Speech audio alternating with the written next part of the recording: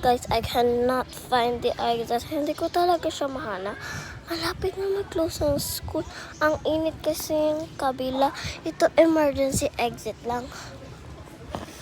Bibigyan ko. May naga-punta sa emergency room. So, guys, ano mabuta? Ayoko mang-init. Ang init talaga sa Philippines.